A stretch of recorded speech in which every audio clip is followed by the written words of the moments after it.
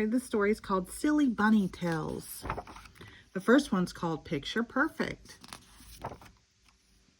Ruby and Max went to Rosalinda's gift shop to get a birthday present for Grandma. Ruby chose a beautiful locket. I bet Grandma would love to have a picture of you and Max in her locket, said Rosalinda. Why don't you try out our new photo booth? It's only a quarter for 4 pictures. Perfect, said Ruby.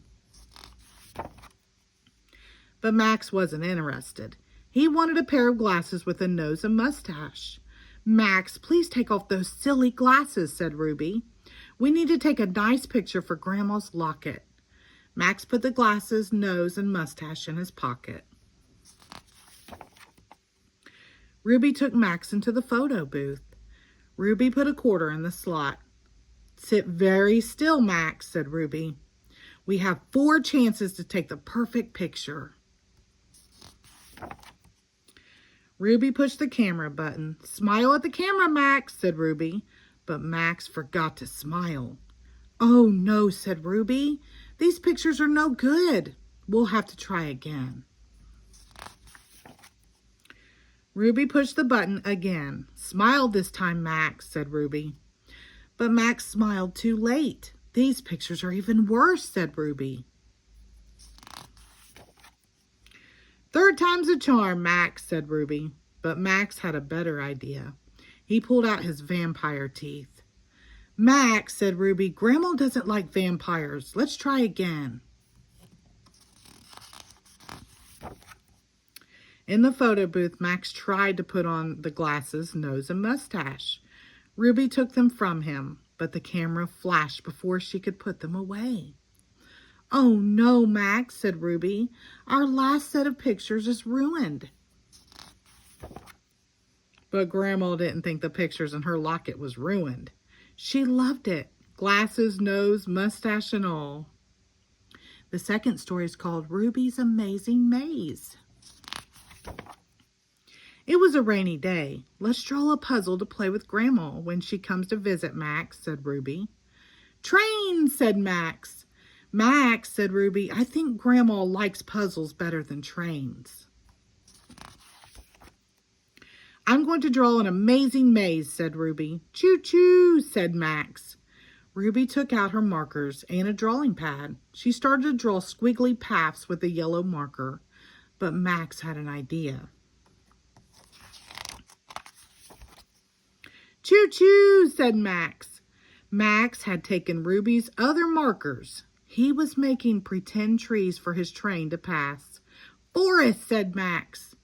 Max, I need my markers back. But that's a good idea for what to draw. Trees, said Ruby. Ruby drew trees all over her maze. I'm thirsty, Max, said Ruby. Let's have blueberry juice. Choo-choo, said Max. Ruby came back with blueberry juice. Meanwhile, Max had used her drawing pad to make a bridge for his train. Max, I need my drawing pad back. But that's a good idea for what to draw. Bridges, said Ruby. Ruby drew 5 bridges over the roads in her maze. Choo-choo, choo-choo, said Max as he revved up his train engine. Bam! Max's train went right into Ruby's glass of juice. The juice made a blueberry lake on her maze and spilled on the rug. Uh-oh, said Ruby. Just then the doorbell rang. Max, why don't you let Grandma in while I clean this up?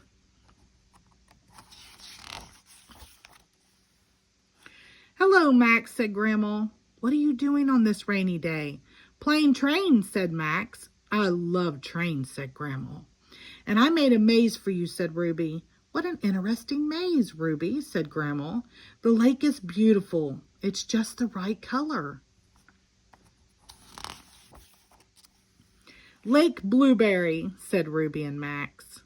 And the third story is called Ruby's Art Stand. It was the hottest day of the summer. Ruby and Louise were making an art stand to sell their paintings. Max wanted to help. Max, said Ruby, the best thing you can do is find a place to cool off. Max found a fan on the windowsill. "Oh, cool," said Max.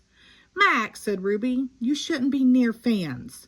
And the air is blowing all our paintings away. Can you find another way to cool down?"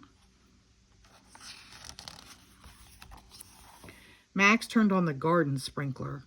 "Oh, cool," said Max. But the water was getting Ruby's and Louise's paintings wet. "Max, can you find a less wet way to cool down?" said Ruby. Max went inside and got an ice pop from the fridge. "Oh, cool," said Max. But the ice pop dripped on the paintings. "Max, can you find a less messy way to cool down?" said Ruby. "Actually," said Louise, "ice pops sound good. How about we get some for ourselves? We don't have any customers anyway." "Good idea, Louise," said Ruby. "Max, can you watch the art stand for us?" Max watched the stand, but it was very, very hot on the sidewalk. Soon he had a better idea. Ruby and Louise came back with ice pops. "Max, what did you do?" said Ruby. "You weren't supposed to use my art to make a sun hat." Just then a customer arrived, and she wanted one of Max's sun hats and another one of her little bunny. And one for her little bunny, excuse me. "Cool," said Max. The end. Thank you.